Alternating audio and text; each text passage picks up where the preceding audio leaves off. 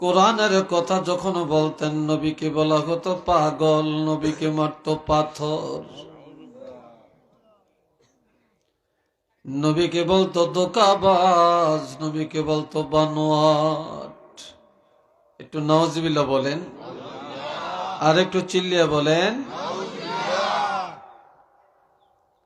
এমনকি নবী কোরআনের দাওয়াতটা দিয়া এসে যখন নামাজে দাঁড়াইতেন তখন পিছন দিক থেকে কাফেররা এসে নবীর গলায় রশ্মি লাগাইয়া চিৎ করে মক্কার জমিনে ফালাইয়া টানত।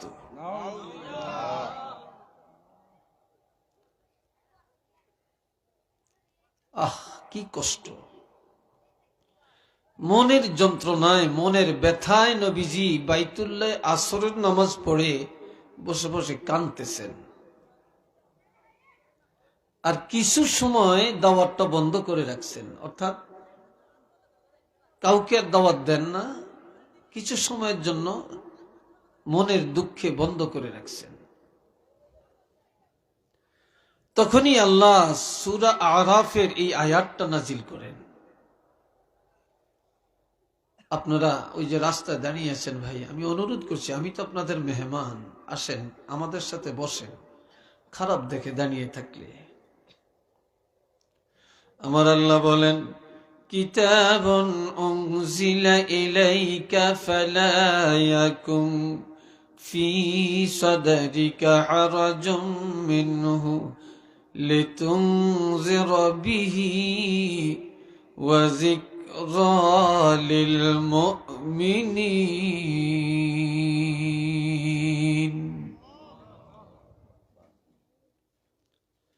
হাবিবের এমন এক কিতাব যেটা আমি আল্লাহ আর কাউকে দেই না, শুধু আপনার উপরেই নাজিল করলাম। এই কিতাবটা শুধু আপনাকেই দিলাম, আর কাউকে দেই না আমি। আপনি রাসূল যত বড়, এই কিতাব তত বড়। আপনি যত সম্মানী, কিতাব তত সম্মানী। ঠিক না? এই কিতাব আপনাকেই দিলাম। এই কিতাবের দাওয়াত দেওয়ার ক্ষেত্রে মন ঘাবড়াবেন না, সংকীর্ণতা অবলম্বন করবেন না। দাওয়াত বন্ধ করা যাবে না। সব নবীরা কষ্ট করেছে, আপনাকেও কষ্ট করা লাগবে। দিন প্রচারে সব নবীরা কষ্ট করছে না? কথা বলে না, করছে কিনা? আমরা তো কষ্ট করি না, আমরা তো আইসি তৈয়ারিয়া বস্তু, তৈয়ারিয়া, যেটাকে বলে হাউয়া দন। সব নবীরা কষ্ট করেছে, আপনাকেও কষ্ট করা লাগবে, মাইর খাওয়া লাগবে, গাল মন্দ শোনা লাগবে। এতে করিয়া মনে ঘাবড়াবেন না, যন্ত্রণা বোধ করবেন না, দাওয়াত বন্ধ করা যাবে না। তবে একটা কথা জেনে রাখবেন, আপনার দায়িত্ব হলো মানুষকে হক কথা বলা, কোরআনের দাওয়াত দেওয়া। হেদায়েতের মালিক আমি আপনাকে বানাই না। আপনি দাওয়াতি দায়িত্ব পালন করবেন। কে মানে কে মানল না, এটার চিন্তা আপনার করা লাগবে না। কেননা হেদায়েতের মালিক হলাম আমি আল্লাহ। হেদায়েত কার হাতে? আওয়াজ দিয়া বলেন, আরো জোরে বলেন, আল্লাহর হাতে। তবে وذكرى للمؤمنين, এই কিতাবের উপদেশ আমি আল্লাহ দিয়েছি শুধু ঈমানদারের জন্য। এই কিতাবে নামাজের উপদেশ, যাকাতের উপদেশ, পর্দার উপদেশ, হজের উপদেশ, রোজার উপদেশ, ব্যবসার উপদেশ, মা বাপের খেদমতের উপদেশ, বিবাহের উপদেশ, তালাকের উপদেশ, রাজনীতির উপদেশ, অর্থনীতির উপদেশ, এই কিতাবের মধ্যে এই জিন্দিগি কিভাবে চালাবে এই উপদেশ, কোন পথে মরবে এই উপদেশ, এই কিতাবে কবরের কথা, হাসরের কথা, জান্নাতের কথা সব আমি আল্লাহ ইমানদারের জন্য সাজিয়ে রেখেছি। একটু চিল্লিয়ে বলেন না সুবহানাল্লাহ।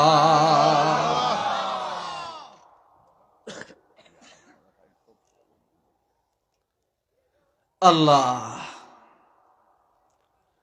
আজকাল তো এই কিতাব প্রত্যেকটা ঘরেই আছে। কি ভাই, আছে কিনা? প্রত্যেকটা ঘরে আছে না? শুধু একটা না, অনেক। জানে সবাই, কিন্তু কাজে নেই।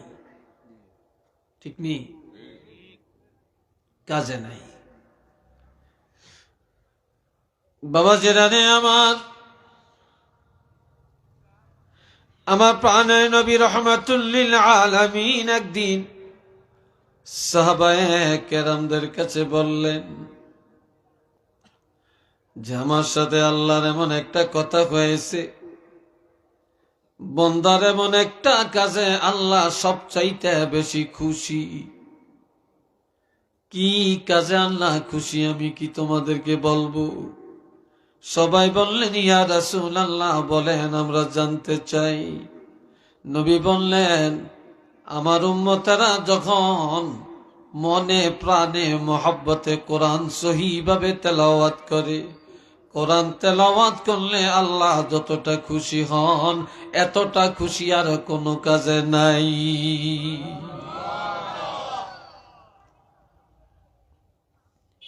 নফল ইবাদতের মধ্যে আফজালুল ইবাদাতি তেলাওয়াতিল কোরআন, সর্বোত্তম ইবাদত হইল কোরআন তেলাওয়াত করা। আমার দিকে চান। এখন নবী এই 30 পারা কোরআন যখন পাইলেন, নবী নিজে এমন ভাবে তেলাওয়াত করেন, এশার নামাজ পড়ে কোনোদিন কিছু খাইতেন, কোনোদিন কিছু না খেয়ে 2 রাকাত নফল নামাজের নিয়ত করতেন। বলেন কয় রাকাত?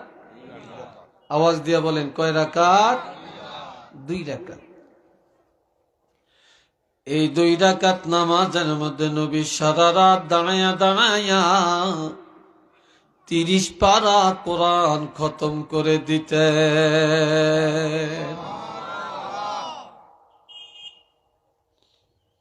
আর এখন তো মাশাআল্লাহ কোরআন তেলাওয়াতের কথা শুনলে জ্বর উঠে, শরীরে তাপ আসে। আবার যেখানে খতম তারাবি রমজানে হয়, প্রথম 2 দিন 3 দিন যথেষ্ট মুসল্লি মসজিদে, 5-7 দিন পরে আর চাইরানি মুসল্লিও থাকে না। কই গেছে? কয়েক বিরক্ত লাগে, এত লম্বা সময় নিয়ে কি নামাজ পড়া যায়? এতক্ষণ কি দাঁড়িয়ে থাকা যায়? কই কোথায় আছে? নামাজ পড়ে না? হ্যাঁ পড়ে, ওই মসজিদে, ওই যে ছোট ছোট সূরা দিয়া আধা ঘন্টা শেষ করে ফেলে, সেখানে আছে। মসজিদে নববীতে আর বাইতুল্লাহ শরীফে এই 20 রাকাত তারাবি নামাজ পড়তে 2 ঘন্টা সময় লাগে। একটা লোক বলে না একটু বিরক্ত লাগে? বিশ্বাস হয় আপনাদের? কেউ বলে না যে বিরক্ত লাগে।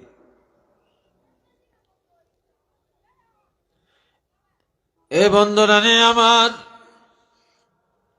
সারা রাত দাঁড়ায়া দাঁড়ায়া নবীজি কোরআন তেলাওয়াত করেন।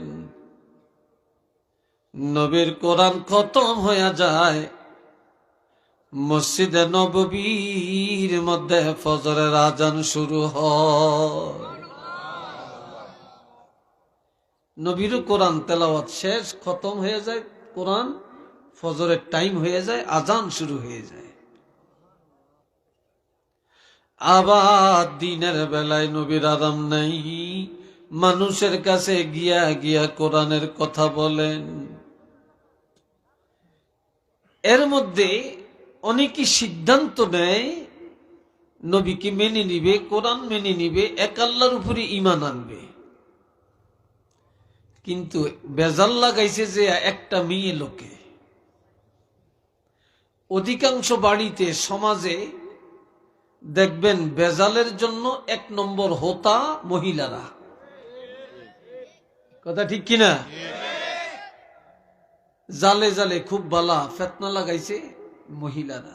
শাশুড়ি বউ খুব ভালো, বেজাল লাগাইছে আরেকজন মহিলায়। ঠিক কিনা? আরেকজন মহিলায়। বাড়ির মহিলারা খুব ভালো, একজনের লগে আরেকজনের আংটা লাগিয়ে দিছে আরেক মহিলায়। ঠিক না? ছেলে বিদেশ থাকে, অনেক ভালো, বাপের কাছে ভালো, মার কাছে ভালো, টাকা পাঠায়, রুজি করে, ছেলেরে দেয়, মেয়েরে দেয়, মা বাপরে খাওয়ায়, বাপেরে খাওয়ায়, ভাইয়ে করে দেয়, আবার বইনে করেও দেয়, গরিবেরও দেয়, মসজিদ মাদ্রাসায়ও দেয়। কিন্তু এই দানের হাতটা বন্ধ করিয়া দেয় মেয়ে লোকে। আপনি বেকেরে এইভাবে দিতে আসেন, আপনার ভবিষ্যতের লাই কি করছেন? কিরে ভাই, কথা ঠিক কিনা? আসেনি এরকম? এই বেজাল লাগানোর জন্য এক নম্বরে হইল মেয়ে লোক। তবে আমনগর দেশের মেয়ে লোকের বলি না, এরা ভালা। আমনগর দেশের মেয়ে লোকের এরা ভালো হইতে পারে। আল্লাহ এ ভাইরা রে আমার, যত জায়গায় বেজাল, দূরের মানুষ, অপরিচিত মানুষ বেজাল করে না। যখনই দেখবেন একান্ত পকেটের লোকেই বেশি বেজাল করে। দুনিয়াতে যত মামলা মোকদ্দমা, যত মারামারি, ডাকাতি, চুরি, দেখবেন খুব কাছের লোক। ঠিক না? খুব কাছের লোক। দুশ্মনী হয় কাছের লোকের সাথে। জাগা জমিন লিয়া ঝগড়া লাগে চাচা ভাতিজায়, ভাইয়ে ভাইয়ে। ঠিক না? অন্যের সাথে না, বংশের মানুষের সাথে। নবীর আপন চাচি, নবীর আপন চাচি আবু লাহাবের স্ত্রী, ওর নাম হইল উম্মে জামিলা। কি ডকের নাম? অর্থ হইল রূপসীর মা। এ মেয়ে লোকটা যায় বেজাল লাগায়। নবী যেখানে যেখানে দাওয়াত নিয়ে গেছে তাদের বাড়ি হাইটে হাইটে বলতেছে, এই মোহাম্মদ কি খবর নিয়ে আসছে? কয় এক আল্লাহর কথা বলছে, মোহাম্মদ রাসূল দাওয়াতটা দিছে, আর সুন্দর একটা কিতাবের কথা বলছে। তোমরা কি বলছো? আমরা সিদ্ধান্ত নিছি অনেকেই যে আমরা নবীরে মেনে নিব, এক আল্লাহকে মেনে নিব, আমরা এই কোরআন মেনে নিব। এটা সুবহানাল্লাহ বলতেন না? এখন মেয়ে লোকটা যে বলে এক সর্বনাশ হইছে। কি সর্বনাশ? কয় তোমরা জানো না, আমি জানি, এই মোহাম্মদ আমার ভাতিজা, আমার ঘরের পাশেই তার ঘর। যে আসল ঘটনা জানো না? কয় কি ঘটনা? কয় এই কোরআনের মধ্যে কোনো শান্তি নাই।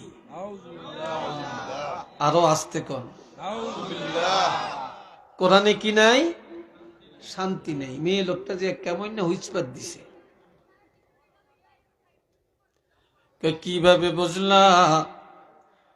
মোহাম্মদ এই কোরআন পায়া সারা রাত ঘুমায় না, ঘুমায় না, দাঁড়িয়ে দাঁড়িয়ে কোরআন পড়ে। কাজে তোমরা যদি এই নবীরে মানো, তোমরা যদি কোরআন মেনে নাও, জীবনে কোনো দিন ঘুম যাইতে পারবা না। জীবনে আর ঘুম যাইতে পারতা না। যেহেতু রাসূলুল্লাহ ঘুমায় না, তোমরা জীবনে ঘুম যাইতে পারতা না। যেই কোরআন মানলে, যেই কোরআন পড়লে ঘুম যাওয়া যায় না, সারা রাত দাঁড়িয়ে বক বক করন লাগে, এই কোরআন তো শান্তির কোরআন না, এটা অশান্তির কোরআন। একটু চিল্লিয়া বলেন নাউযুবিল্লাহ। আপনারা বলেন কোরআনের মধ্যে আরাম না বেরাম? শান্তি না অশান্তি? তো এখন এই মেয়ে লোকটার কথা শুনে যারা কোরআন মেনে নেওয়ার সিদ্ধান্ত নিছে তাদের মনটা ঘুরে গেছে, তাদের মনটা ঘুরে গেছে। নবীর মনে কষ্ট হয়েছে না? আসছেনি কষ্ট? এখন আমার আল্লাহ নবীকে ডাক দিয়ে বলতেছেন, তাহা, হে আমার বন্ধু, মা আনজালনা আলাইকাল কুরআনা লিতাশকা, আমি অশান্তির জন্য কোরআন নাজিল করি না, কাউকে কষ্ট দেওয়ার জন্য আমি আল্লাহ কোরআন পাঠাই না। কোরআন দিয়েছি শান্তির জন্য, আরামের জন্য, রহমত বরকতের জন্য। কোরআন দিয়েছি নাজাতের জন্য, কোরআন দিয়েছি আল্লাহকে পাওয়ার জন্য, কোরআন দিয়েছি জান্নাতি হওয়ার জন্য। কাজেই সারা রাত দাঁড়িয়া দাঁড়িয়া আর কোরআন পড়বেন না। রাতের কিছু সময় ইবাদত করেন, কিছু সময় ঘুম যান, আরাম করেন। দিনের কিছু সময় আরাম করেন, কিছু সময় দাওয়াত দেন। যারা মনে করে কোরআনে শান্তি নাই, তাদের মুখের মধ্যে যেন চুনকানি লাগে। সারা পৃথিবীর মানুষ যেন জানতে পারে এই 30 পারা কোরআনের মধ্যে রহমত আছে।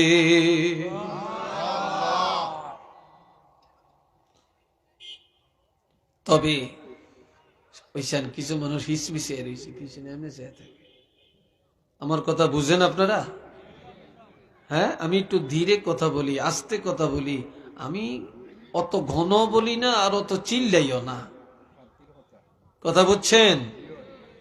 আল্লাহ তবে ইল্লা তাযকিরাতাল লিমান ইয়াখশা, যাদের অন্তরে খাউফে আলাহি বা আল্লাহর ভয় আছে, তাদের জন্যই কোরআনের উপদেশ, তারাই উপদেশ মানিয়ে নিবে। আল্লাহর ভয় যাদের অন্তরে নাই, ইমানের মধ্যে যাদের মধ্যে নাই, তারা কোনদিন কোরআনের উপদেশ মানিয়ে নিবে না। এ বাবাজিরা রে আমার, কেমন কোরআন আমরা পাইলাম। আল্লাহ, আমার আল্লাহ বলেন, হুয়াল্লাযী আরসালা রাসূলাহু বিল হুদা ওয়া দীনিল হক লিইয়ুযহিরাহু আলাদ দীনি কুল্লিহি ওয়ালাউ কারিহাল মুশরিকুন।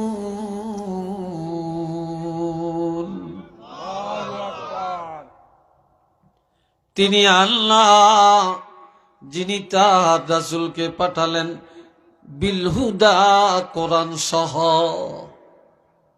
কি সহ? আমাদের নবী যেদিন দুনিয়াতে আসছেন, খালি হাতে আসেন না, নবী কোরআন নিয়ে আসছেন। চিল্লিয়ে বলেন, কি নিয়ে আসছেন? এই ছাত্ররা, মাদ্রাসার ছাত্ররা, তোমরা এক জায়গায় থাকবা, হাঁটাহাঁটি করো না, হাঁটাহাঁটি করো না। আর মোবাইল দিন একটু সাইলেন্ট করে রাখেন। জীবনে কত মোবাইল আসছে, কত রিসিভ করছেন। মোবাইল আসলেই কানো দরিয়া দৌড় দেয়, খারাপ দেখা যায়।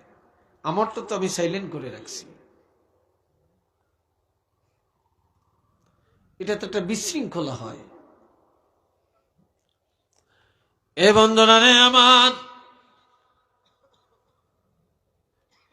কেমন কোরআন আমরা পাইলাম। আপনাদের এই লালাবাজার থেকে এই রাস্তা দিয়া বালকির রাস্তায় কত মেম্বার যায়, চেয়ারম্যান যায়, এমপি যায়, মন্ত্রী যায়, নেতা যায়, ওসি যায়, দারোগা যায়, এসপি যায়, ডিসি যায়, কত শিল্পপতি, কোটিপতি, লন্ডনী, আমেরিকান পার্টি যায়। কিন্তু এমন কথা কেউ বলতে পারবে না, এতগুলো ধনবান, বিত্তবান, এত নেতা, এত শিক্ষিত, এত সুধী রাস্তা দিয়া যাওয়ার কারণে এই বালকি গ্রামের কবরের আযাব মাফ হইয়া গেছে। কেউ বলতে পারবে? কথা কয় না, পারবে? কিন্তু আমার নবী বলেছেন, ক্বালা রাসূলুল্লাহি সাল্লাল্লাহু আলাইহি ওয়াসাল্লাম, ইন্নাল আলিমা আও মুতাআল্লিমা ইযা মাররা আলা ক্বরিয়াতিন ইউরফাউ আনহু আযাবুল কবরি 40 ইয়াওমা। কোন এলাকায় একজন কোরআনের আলেম অথবা একজন হাফেজ কোরআন অথবা একজন তালিবুল ইলম যদি হাঁটিয়া যায়, ওই এলাকার কবরের আযাব আমার আল্লাহ 40 দিনের জন্য ক্ষমা করে দেয়।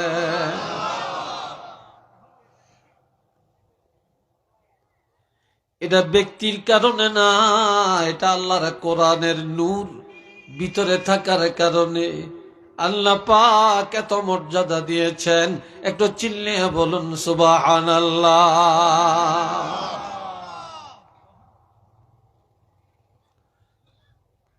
কি দাম, কি সম্মান, কি ইজ্জত। ওলি আল্লাহ মানেননি আপনারা? আজকাল তো বহু মদা পাগল আছে, ওলি আল্লাহ বিশ্বাস করে না। এই দুনিয়ার একজন জিন্দা ওলি, আর একজন ওলি আল্লাহর কবরের পাশে দিয়া যাইতেছিলেন। হঠাৎ করে শুনলেন কোরআন তেলাওয়াতের আওয়াজ শোনা যায়, থমকে দাঁড়ালেন। ডানে বামে সামনে পিছনে তাকিয়ে দেখেন কাউকে দেখা যায় না। চিন্তায় পড়ে গেলেন কোরআনের আওয়াজ কোত্থেকে আসছে। স্থির ভাবে দাঁড়িয়ে শুনতেছেন, মাটির নিচের থেকে কোরআন তেলাওয়াতের আওয়াজ আসতেছে। এটা শুনে তিনি আশ্চর্য হয়ে বলে ফেললেন সুবহানাল্লাহ, সুবহানাল্লাহ। চলে গেলেন। রাত্রিবেলায় মুর্দা অলি, কবরের অলি স্বপ্ন যোগে আসিয়া দেখা দেয়। দেখা দিয়া বলে, ওর ভাই জিন্দা অলি, দিনের বেলায় আমার কবরের কাছে দিয়া যাওয়ার টাইমে সুবহানাল্লাহ বলে চিল্লাইয়া উঠলা, চিৎকার দিলা কেন? বলে ভাই কোরআন তেলাওয়াত শুনে। বলে ও জিন্দাওয়ালি, আমি কবরে যাওয়ার পরে এই পর্যন্ত হাজার হাজার কোরআন খতম করেছি রুহানি ভাবে, তবে আমার সবগুলি কোরআন খতম তোমাকে দিয়ে দিলাম, তোমার সুবহানাল্লাহটা আমাকে দিয়ে দাও। বলে কেন? কয় দুনিয়ায় থাকা কালে একবার সুবহানাল্লাহ বললে যেই সওয়াব পাওয়া যাবে, কবরে যাওয়ার পর লক্ষ লক্ষ বার কোরআন খতম করলে এই একবার সুবহানাল্লাহর সওয়াব পাওয়া যাবে না। এটা চিল্লে বলেন না মারহাবা।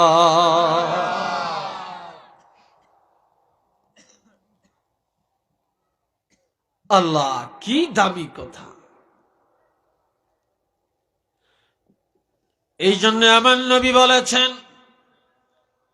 قال رسول الله صلى الله عليه وسلم لا تجعلوا بيوتكم مقابر إن الشيطان ينفر من البيت الذي تقرأ فيه القرآن। এক জায়গা থেকে দুইজন তিনজন করে উঠেন, কি বিরক্ত লাগে উঠছে নাকি? হ্যাঁ, কষ্ট পাইতেছেন আপনারা? এটা কেন?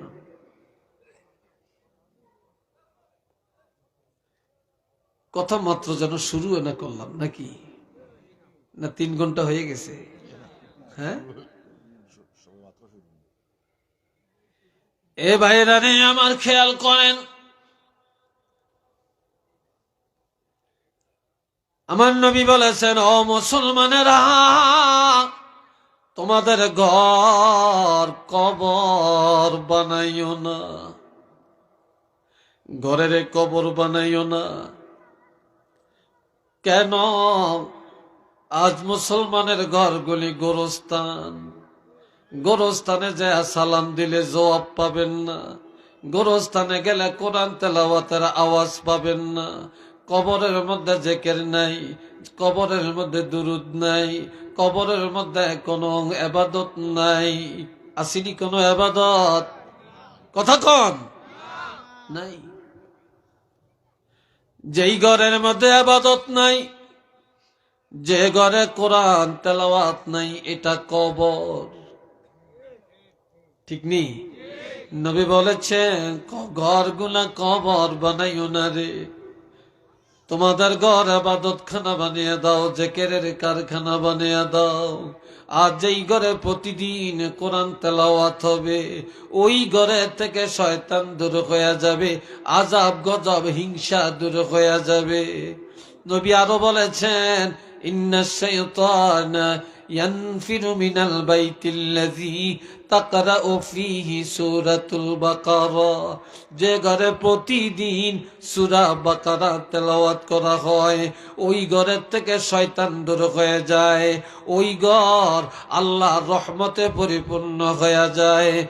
আরেক হাদিসে বলছেন ইন্নাশ শাইতানা ينفر من البيت الذي تقرأ فيه سورة الياسين, যে ঘরে সূরা ইয়াসিন তেলাওয়াত হয়, শয়তান দূর হয়ে যায়, ৮০,০০০ রহমতের ফেরেশতা এসে যায়।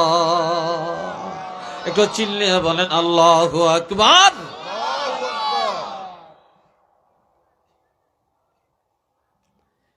কত দাবি, কত সুন্দর কথা রাসূল বলছেন। এ ভাইরানে আমার, তবে আজ মুসলমানের ঘর কবরের হার মানাইছে। ঠিক নেই? কবরের মধ্যে ডিশ লাইন নাই, আমাদের ঘরে আছে। ফেসবুক নাই, আমাদের কাছে আছে, পকেটে পকেটে আছে। আসেনি? কবরের মধ্যে নাটক নাই, আমাদের ঘরে আছে। টেলিভিশন নাই, আমাদের ঘরে আছে। আসেনিও? হ্যাঁ, আমাদের ঘরের মধ্যে আছে। মহিলারা স্টার জলসা যদি না দেখে মাথা গরম। ঠিক না? মাথা গরম। যুবক যুবতীরা ফেসবুকের মধ্যে না ঢুকলে মাথা গরম। বাবা ভালো একটা মোবাইল না দিলে ছোট ছোট বাচ্চারা খানা খায় না। মা মোবাইলটা চালু দিয়া দেয়, একদিকে বাচ্চারা মোবাইল দেখে খেলা দেখে, আর একদিকে মা বাচ্চারা মুখে খানা ঢুকাইয়া দেয়। কথা ঠিক না?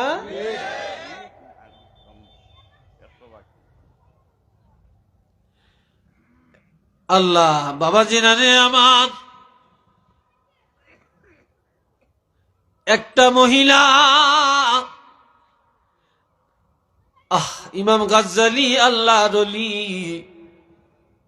তিনি মরুভূমির জমিনে দিয়া হাঁটেন।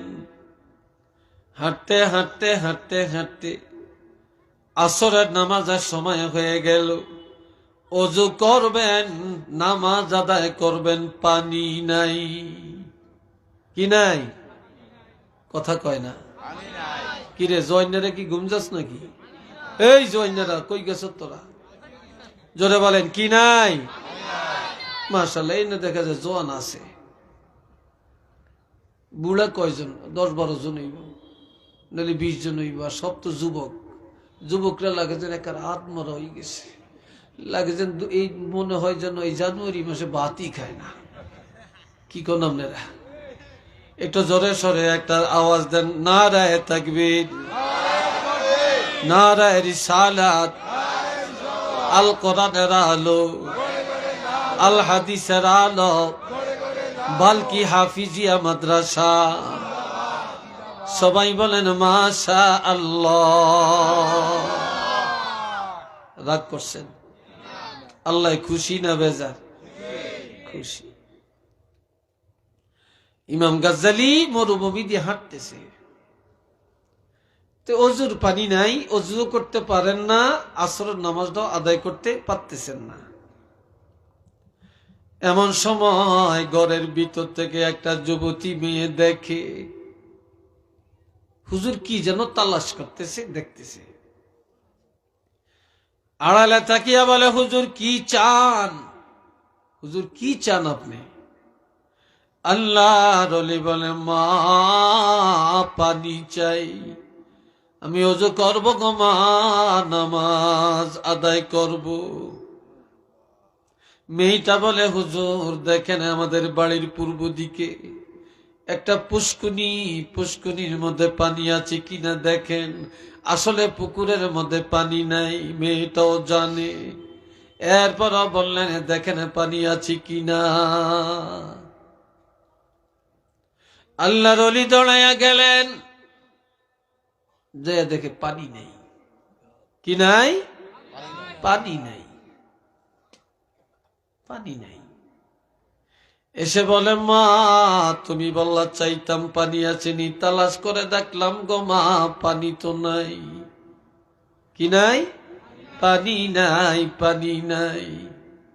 মেয়েটা বলে, নে আল্লাহর ওলি পানি পাবেন, আপনি যেখানে আছেন এখানে দাঁড়ান।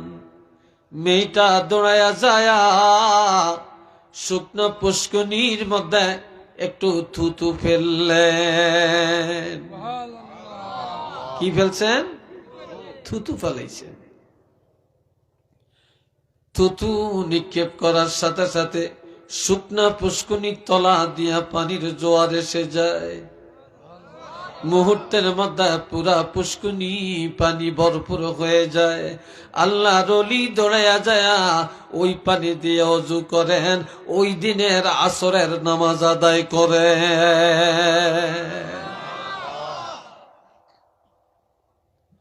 নামাজ আদায় করিয়া ঘরের পাশে আসিয়া ডাকে, মা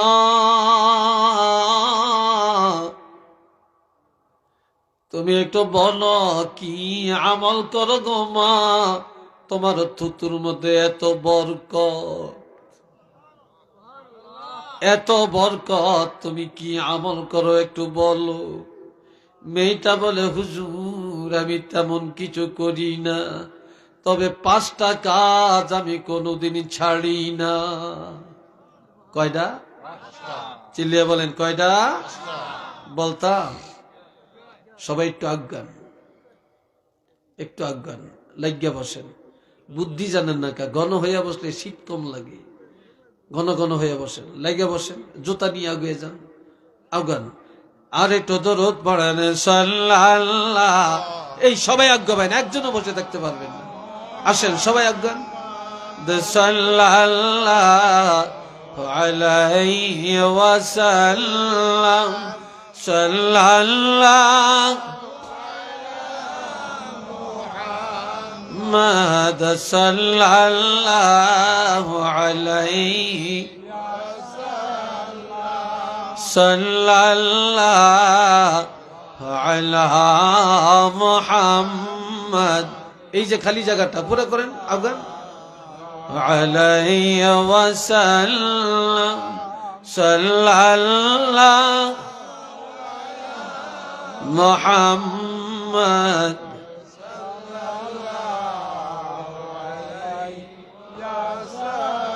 যারা রাস্তায় এখনো দাঁড়াইয়া রয়েছেন, আপনারা কি হুন্ডা পাহারা দেন নাকি? কিটা কি পাহারা দেন কি দাঁড়িয়ে দাঁড়িয়ে? হ্যাঁ, গাড়ি আছে, গাড়ি তো অনেকগুলি আছে, একজন থাকলেই তো সারে। এত মানুষ রাস্তায় কেন? আল্লাহ শুনেন না, কষ্ট হয় আপনাদের? বিরক্ত লাগছে আপনাদের? কথা কিছু চলবনি না আমি সংক্ষেপ করিয়া দিতাম? হ্যাঁ চলবো। কতক্ষণ চলবো? সারা রাত যেন আমার 12টা বাজে। আপনাকে সারে আমার যেন 12টা বাজে নাকি? আল্লাহ কইরে তুই এরম লড়স, আরাম আমার এরম মারসকা, তুই এত লড়সকা। কি তুই এত লড়সকা? আমার অবস্থা এই হয়েছে। আল্লাহ এ বাবা জিরারে আমার মেয়েটা বলে, হুজুর 5টা কাজ আমি ছাড়ি না। কয়টা? 5টা কাজ। কি কয়? যেদিন আমার বিবাহ হয়, স্বামীর সাথে স্বামীর গাড়িতে করে যখন স্বামীর ঘরে ঢুকি, সেদিন থেকে কোনদিন আমি ঘরের বাহিরে যাই না। সুবহানাল্লাহ বাজিয়ে কইেন। বেগম সাহেবের সব এলো হুজুরে যে ওয়াজ করছে, তো বেগমও সুবহানাল্লাহ কইব, আমনও কইেন, চিল্লিয়ে কইেন নাকি। বলছিলাম এখানে একটা পর্দা টানিয়ে দেওয়ার জন্য, এই ডেকোরেশন কারা, ডেকোরেটর কারা, এদের কাছে নাই? তাদের কাছে থাকে তো কিছু কিছু তো অতিরিক্ত রাখতে হয়, কখন কোনটা লাগে। এ বাবা জিরারে আমার কয় 2 নম্বরের আমল, আমার কোন দিন একদিনের জন্য আমার কোরআন তেলাওয়াত কাজা হয় না। আর এখনকার মেয়েদেরকে হাতুড়া দিয়ে পিড়াইল কোরআন তেলাওয়াত বের হয় না। কথা ঠিক কিনা? 12 বাংলার খবর সব জানে, কিন্তু কোরআন শরীফের কাছে গেলে মাথা গরম। আবার অনেক মায়েরা অনেক ভালো আছে, অনেক ভালো আছে, এরা কোরআন পড়ে, নামাজ পড়ে, ঠিক নেই, তবে বালার ভ্যালু নেই। বালার কি নাই? ভ্যালু নেই। বালারে কেউ দেখতে পারে না, দাম নাই। আমার 2 নম্বরের আমল, 1 ওয়াক্ত নামাজ আমার কাজা হয় না। 4 নম্বরের আমল, আমি কোনদিন আমার স্বামীর অন্তরে ব্যথা দেই না। 5 নম্বরের আমল, আমি আমার স্বামীর সংসারের কাজ করি হাতে, আর আমার জবানে সারাক্ষণ আল্লাহর হাবিবের উপরে দুরূদ শরীফ তেলাওয়াত করি, যার কারণে আল্লাহ পাক আমার থুতুর মধ্যে বরকতটা দিয়েছেন। আওয়াজ দিয়া বলেন না সুবহানাল্লাহ।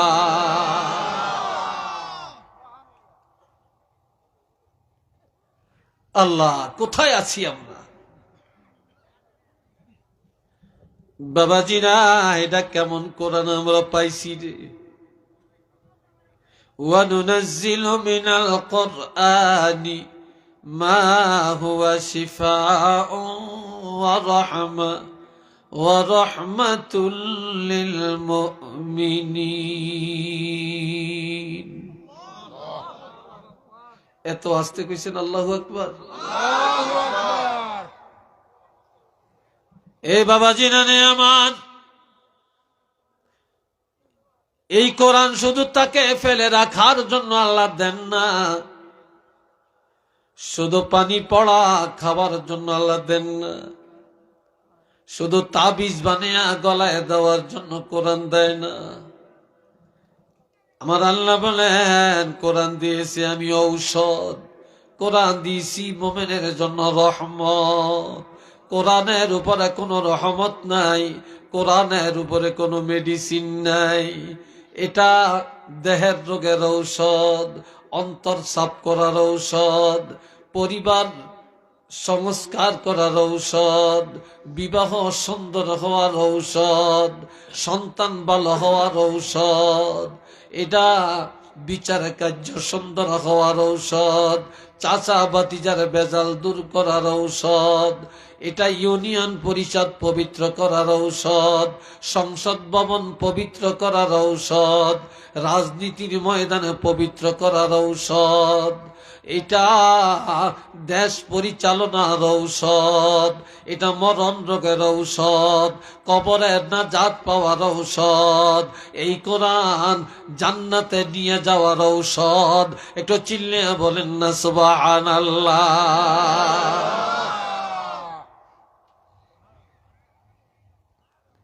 এ ভাইরা রে আমার, একজন মেয়ে লোক অনেক দিন বিয়ে হয়েছে, বিবাহের পরে প্রত্যেকটা পুরুষ চায় একটা সন্তানের বাপ হইব, প্রত্যেকটা মহিলা চায় একটা সন্তানের মা হবে। কথা ঠিক না? আর 1, 2, 3, 4, 5 বছর চলে গেলে সবাইরই চিন্তায় ঢুকে যায়, বাচ্চা হয় না কেন, কনসিভ হয় না কেন। কথা ঠিক না? একটা বাচ্চার জন্য মানুষ এত পেরেশান, এরপরে ডাক্তারের কাছে যায়, হাজার হাজার টাকা খরচ করে, পরীক্ষা নিরীক্ষার শেষ নেই।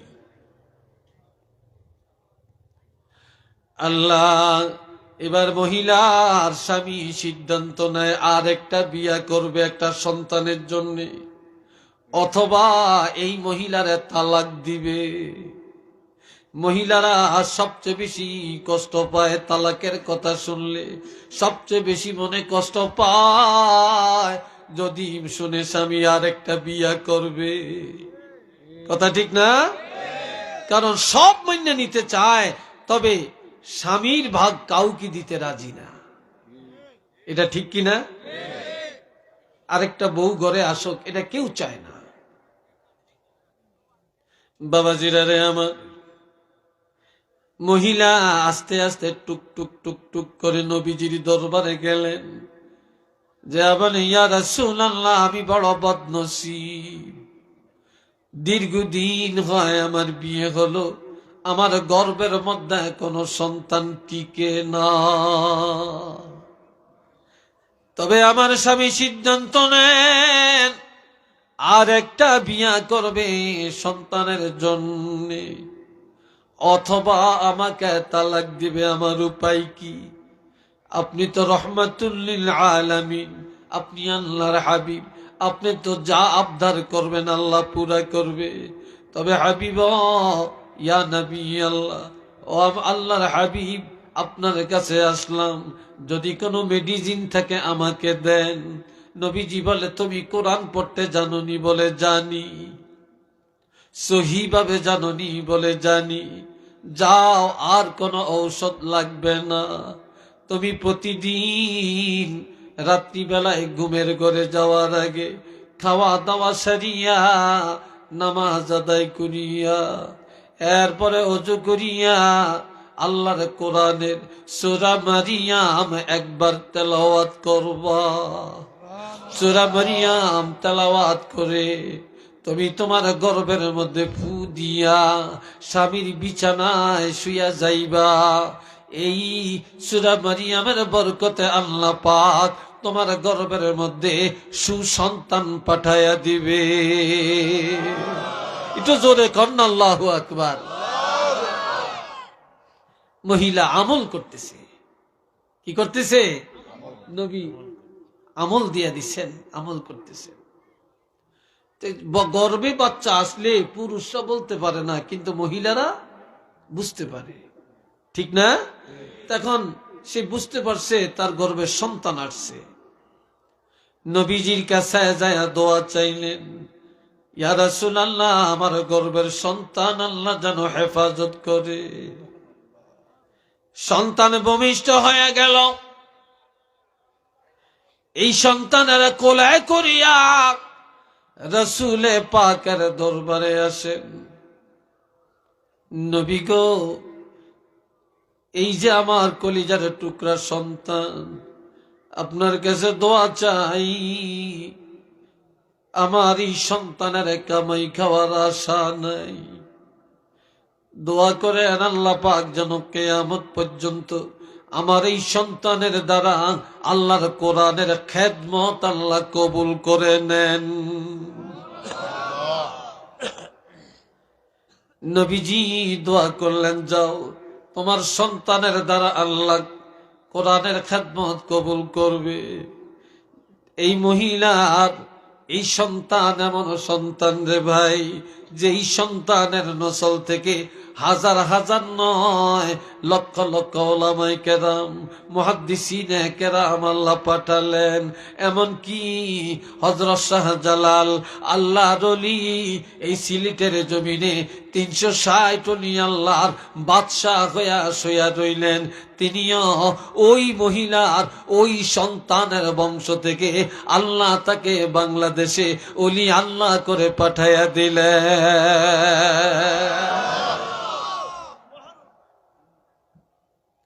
আমরা তো খালি জানি শাহজালাল শাহজালাল, শাহজালাল কে, কোত্থেকে আসছে, ইতিহাস তো জানি না।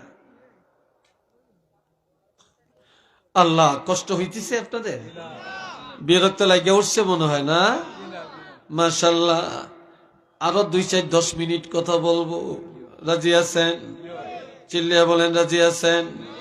রাজি নাই কারা একটু হাত তোলেন। এইবারে না দেখা যায় খুব চেতনা মাগো। সবাই একটু মোহাব্বতে পড়েন আল্লাহুম্মা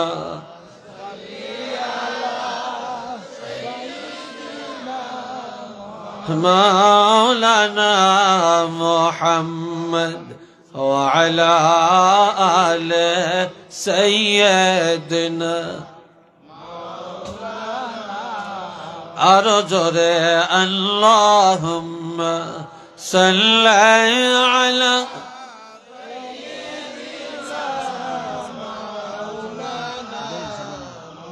ওয়া আলা আলি সাইয়্যিদিনা।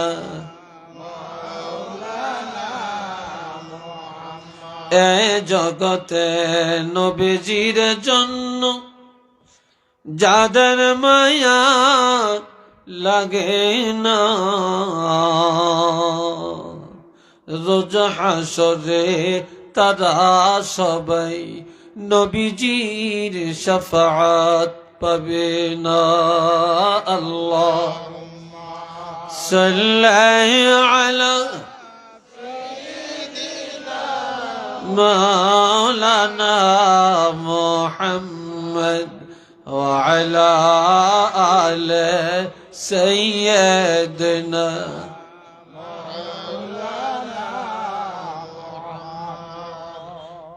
সাহাবায়ে কেরাম একদিন আল্লাহর হাবিবকে প্রশ্ন করলেন, ইয়া রাসূলুল্লাহ, ইয়া হাবিব আল্লাহ, কোরআনের ইজ্জত কেমন? এই কোরআন ছিল কোন জায়গায়? এই কোরআন আসছে কোত্থেকে? কয়টা কথা বুঝেন না? কয়টা?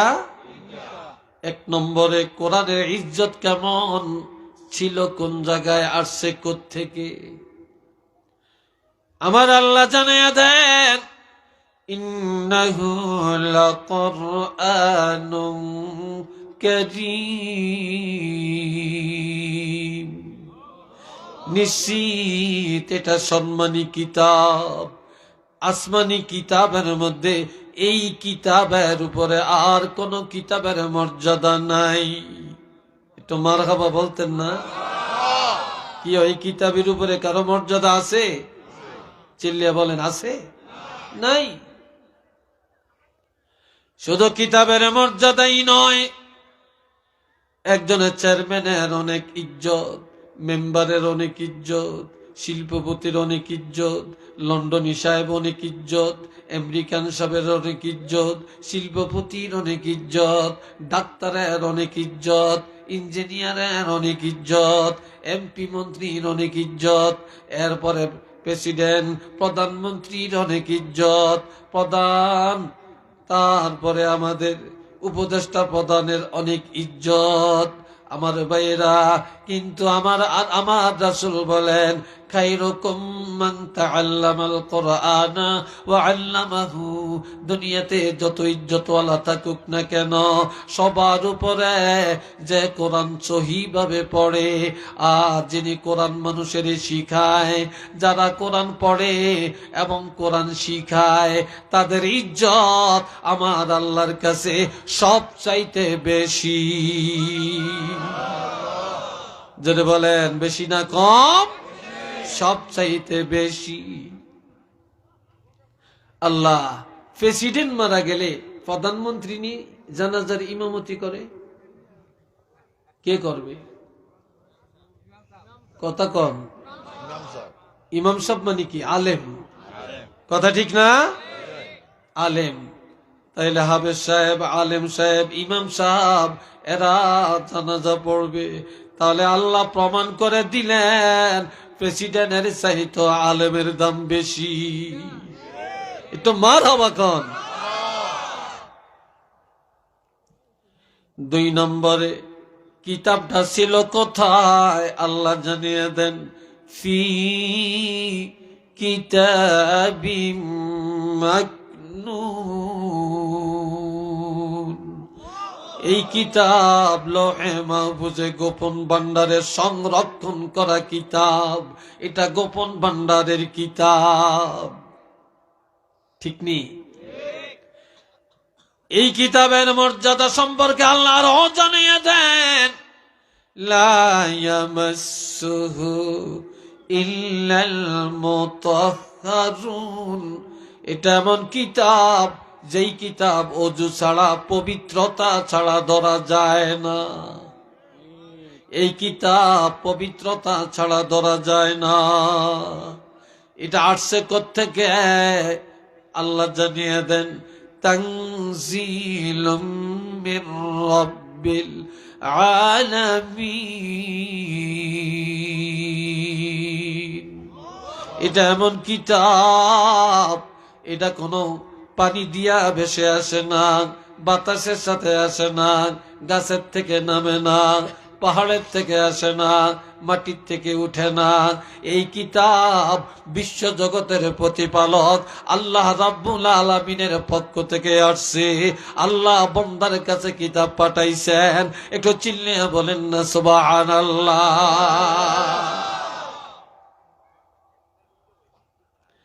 আল্লাহ এ বাবাজি নানে আমার, আল্লাহর হাবিব আল্লাহর কাছে মঙ্গলবার, আজকে কি বার? আজকে কি বার? আজকে মঙ্গলবার না? এই মঙ্গলবারে নবীজি আসরের নামাজের পরে আল্লাহর দরবারে দোয়া করলেন বাইতুল্লাহর সামনে। দোয়ার মধ্যে বললেন, আমরা দোয়া করিনি, আপনারা দোয়া করেননি, একা একা তো করি, দলবদ্ধভাবে করিনি। আজকে এখানে দোয়া হবেনি। বাংলাদেশে এই এজমালি দোয়া অনেকে ফতুয়া দিয়ে উঠিয়ে দিতে আছে। একটু নাউজুবিল্লাহ কর না রে ভাই। মসজিদে নামাজ পড়িয়াও অনেকের খুব বিশেষ জরুরি ব্যাপার, এটা আলাদা। কিন্তু অনেক সময় দেখা যায় ইমামও দোয়া করে না, মুসল্লিরাও দোয়া করে না। আজান দেয়, আজানের পরে সোজা করিয়া ছায়া থাকে, দোয়া পড়ে কিনা আল্লাহ জানে, হাত তো তোলেই না, ঠিক না? হাত তো তোলেই না। মনে হয় এই হাতটা দিছে আল্লাহ এমনি বইটা রাখার জন্য। আল্লাহর কাছে আমরা চাইয়াম, হাত পাইতাম, এতে সমস্যাটা কি বলেন? এটা নিয়ে ফতুয়া চলছে। মিলাদের বিরুদ্ধে ফতুয়া, কেয়ামের বিরুদ্ধে ফতুয়া, ইয়া নবীর বিরুদ্ধে ফতুয়া। হায় হায় হায়, নবীর যে কত ভাবে ব্যঙ্গ করা শিখছে, আর শেষ নাই।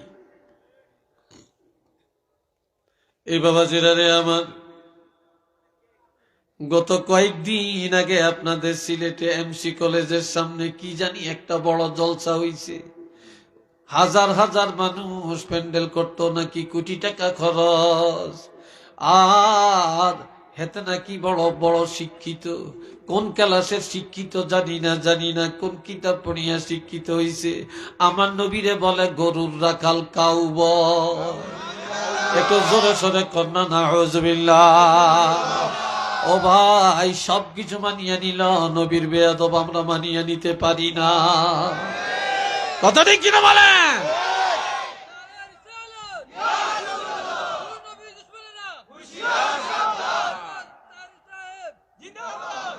আল্লাহ আমার ভাইরা রে, এখন নবী দোয়া করলেন কোন টাইমে মনে নাই?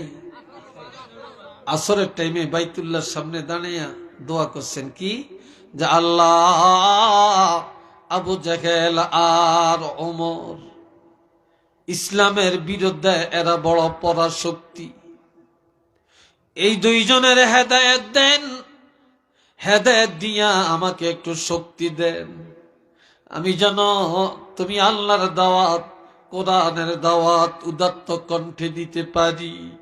আল্লাহ দুইজনের ভাগ্যে যদি নাও থাকে, দুইজনের একজনকে হলে তুমি হেদায়েত দিয়া আমি রাসূলুল্লাহর সহযোগী বানায়া দাও।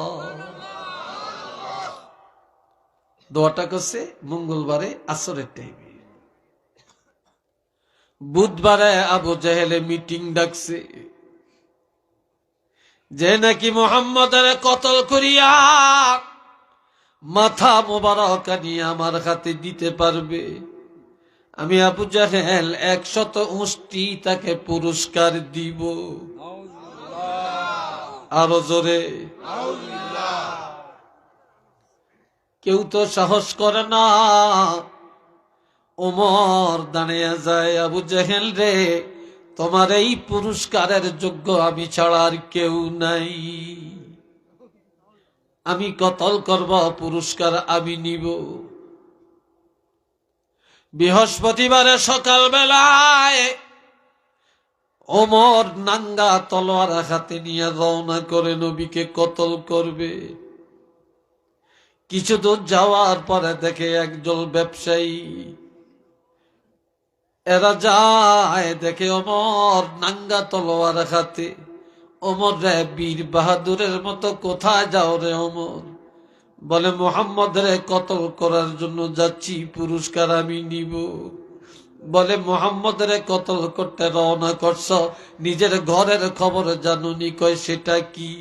কয় এইমাত্র তোমার বোন ফাতেমারে দেখে আসলাম, হযরত খাব্বাব রাদিয়াল্লাহর কাছে বসে বসে কোরআন তেলাওয়াত করে।